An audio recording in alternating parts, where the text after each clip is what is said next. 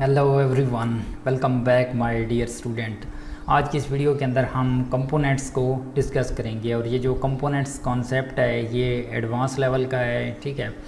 और ये जो कंपोनेंट्स कॉन्सेप्ट मैं आपको कराऊंगा, ठीक है, ये आप लोगों की क्यूरीज होंगी कि हम इतना डीप क्यों जा रहे हैं, लाइक हमें इन चीज़ों के बगैर भी काम हो सकता है, ठीक है। लेकिन जो अच्छा डेवलपर होता है वो इन चीज़ों को यूज़ करता है क्योंकि वो अपने एक तो कोड को रिफैक्टर कर सकता है और जो उसका कोड होता है वो रीयूजेबल होता है। तो रीयूजेबिलिटी से हमारे पास काफ़ी सारे बेनिफिट्स होते हैं हमें, क्या हमें दोबारा से कोड नहीं करना पड़ता, उस कोड को डिबग करना आसान होता है, कोड को रीडेबिलिटी कोड की ज़्यादा हो जाती है, ठीक है।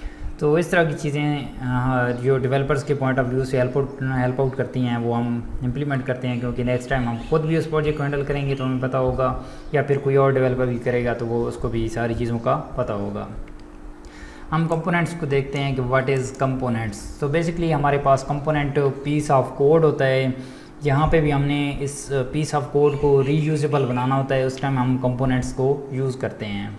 फॉर एग्ज़ाम्पल हमारे पास एक होम पेज है, एक अबाउट पेज है, ठीक है। इस पेज पे हमें एक अलर्ट चाहिए, ठीक है, वो हमें होम पेज के अंदर भी चाहिए और अबाउट के अंदर भी चाहिए। हम क्या करते हैं, एक कंपोनेंट बना लेते हैं और उस कंपोनेंट को दोनों के अंदर रेंडर कर देते हैं। तो उससे क्या होता है, कोड हम एक बार करते हैं लेकिन यूज़ उसको हम 2 टाइम्स कर लेते हैं, ठीक है। अच्छा, अब सवाल आता है कि हमारे पास कितनी तरह के कंपोनेंट्स होते हैं। हमारे पास 2 तरह के कंपोनेंट्स होते हैं। एक हमारे पास क्लास बेस्ड कंपोनेंट होते हैं और एक हमारे पास अनोनिमस कंपोनेंट्स होते हैं। तो आज की इस वीडियो के अंदर पहले हम क्लास बेस्ड कंपोनेंट्स को डिस्कस करते हैं। हमारे पास जो क्लास बेस्ड कंपोनेंट होते हैं उसमें हमारे पास एक PHP की क्लास होती है और एक हमारे पास रिसोर्सेज की क्लास होती है, ठीक है, मीन ब्लेड फाइल होती है। तो आप क्रिएट कैसे कर सकते हैं, उसके लिए कमांड है PHP आर्टिसन मेक कंपोनेंट, और उसके बाद आपने कंपोनेंट का नेम स्पेसिफाई करना होता है। तो ये आपके पास 2 फाइल्स जनरेट करता है। तो चले हम इसको, हमारा जो पिछला लेक्चर था इसमें हमने जो चीज़ें की थी मैं इनको यहाँ पे क्लोज़ कर देता हूँ, ठीक है, ये क्लोज़ कर दी मैंने। और ये जितनी भी चीज़ें हैं हम अपने प्रोजेक्ट्स के अंदर भी यूज़ करेंगे, ठीक है। अच्छा, अभी हमारे पास हम रिसोर्सेज के अंदर आते हैं, व्यूज़ के अंदर, और व्यूज़ के अंदर हमारे पास वेलकम पेज है, ठीक है। ये हमारे पास डिफ़ॉल्ट लारावेल का वेलकम पेज था। तो हम क्या करते हैं, इसको ओपन कर लेते हैं। जब हम लोकल होस्ट 8000 विज़िट करेंगे तो इसको हम ओपन कराते हैं। तो हम आ जाते हैं यहाँ पे डाउन डाउन डाउन, ओके, मैं यहाँ पे इससे बाहर आ जाता हूँ और यहाँ पे लिखता हूँ route, okay, let me suggest this route, और यहाँ पे मैं लिखता हूँ व्यू, और कौन सा व्यू, स्लैश व्यू, और कौन सा व्यू ओपन हो, वेलकम व्यू ओपन हो, ठीक है। ये वेलकम व्यू मैं यहाँ पे ओपन कर रहा हूँ। यहाँ पे मैं 8000 ओपन करता हूँ तो मेरे पास वेलकम व्यू ओपन होगा।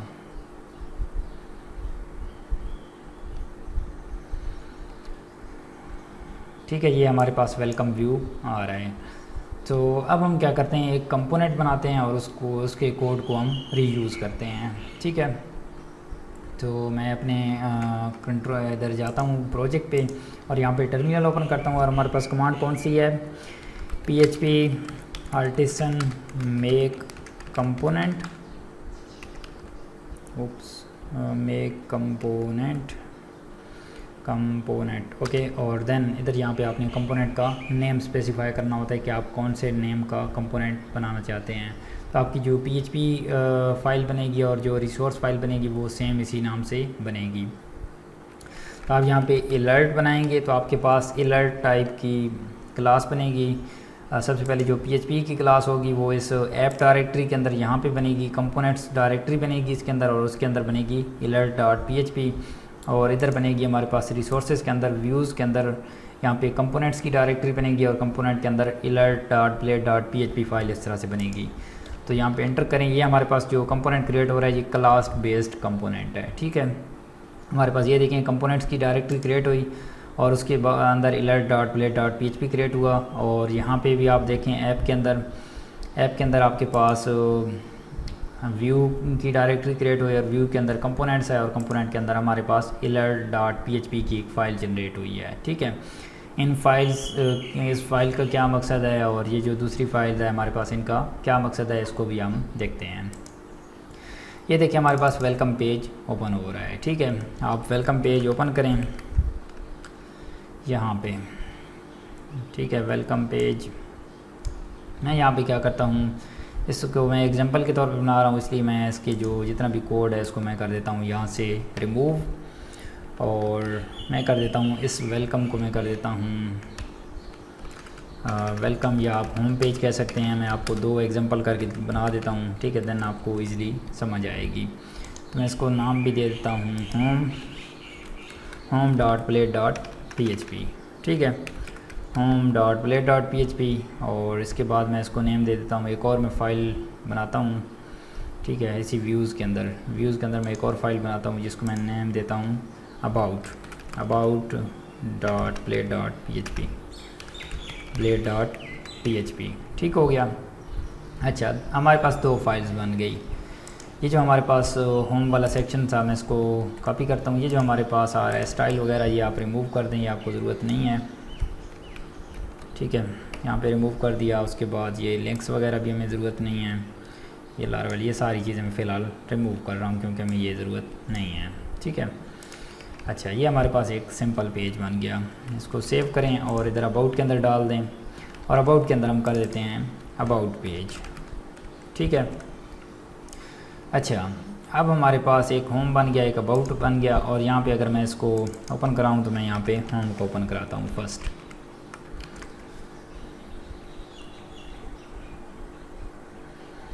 अब हमारे पास ये होम पेज आ रहा है। ठीक है, अब मैंने एक न्यू कंपोनेंट बनाया है। ठीक है, जिसका नाम है अलर्ट। मैंने इसको क्यों बनाया है, क्योंकि मैंने इसको होम पेज पे भी डिस्प्ले कराना है और अबाउट अस पेज पे भी डिस्प्ले कराना है।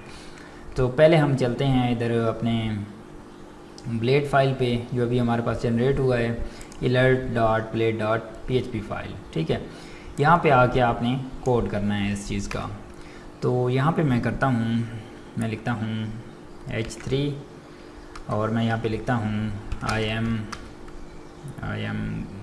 component। ओके, सेव करें और आप होम ब्लेड पे आएँ। अब आपने एक कंपोनेंट बना लिया है, तो उस कंपोनेंट को आपने कॉल कैसे करना है। ठीक है, तो मैं यहाँ पे होम पेज के बाद यहाँ पे आपने लिखना है x फर्स्ट, और उसके बाद देन हाइफन, और जो भी नाम है आपके कंपोनेंट का वो आपने लिखना है। तो अगर आपका जो कंपोनेंट है फ़िलहाल वो कंपोनेंट्स के अंदर डायरेक्टली मौजूद है, तो आपने क्या लिखना है यहाँ पे अलर्ट।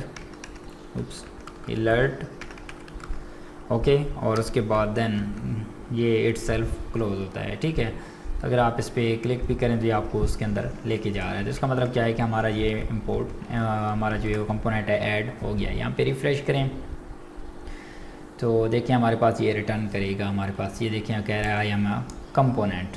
ठीक है, आप अब अगर अबाउट पेज पे जाएं, ठीक है, और इस चीज़ को वहाँ पे भी ऐड कर दें, तो इस चीज़ का मतलब क्या है कि हमारे पास एक ही कंपोनेंट है जिसको हम डिफरेंट जगह पे यूज़ कर रहे हैं। ठीक है, और मैं क्या करता हूँ यहाँ पे एक और न्यू राउट बनाता हूँ। ठीक है, नॉट गेट, मैं इसको व्यू सी ओपन करता हूँ जिसमें मैं लिखता हूँ /about, और उसके बाद मैं इसको कर देता हूँ अबाउट,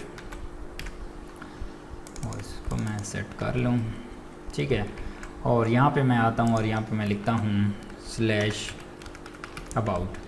तो अब इसमें भी ये रेंडर होगा। सबसे पहले शो कराएगा अबाउट पेज और उसके बाद कहेगा आई एम अ कंपोनेंट। ठीक है, ये देखें अबाउट पेज और कह रहा है आई एम अ कंपोनेंट। अब सवाल आता है कि हम इसमें डायनामिक डेटा किस तरह से पास करेंगे। ठीक है, क्योंकि ये तो हमने हार्ड कोडेड इसके अंदर डेटा पास किया। तो इस वीडियो से हमने एक कंपोनेंट बनाया, एक को हमने होम पेज के अंदर उसी सेम कंपोनेंट को ऐड किया, और उसको हमने अपने अबाउट पेज के अंदर भी ऐड किया। अब सवाल आता है कि हमने इसके अंदर डायनामिक डेटा को पास करना होगा, तो वो हम कैसे करेंगे। तो इस चीज़ को हम अपनी नेक्स्ट वीडियो के अंदर डिस्कस करते हैं। तो मैं आपको मिलता हूँ नेक्स्ट वीडियो के अंदर, तब तक के लिए अपना ख्याल रखें, बाय बाय।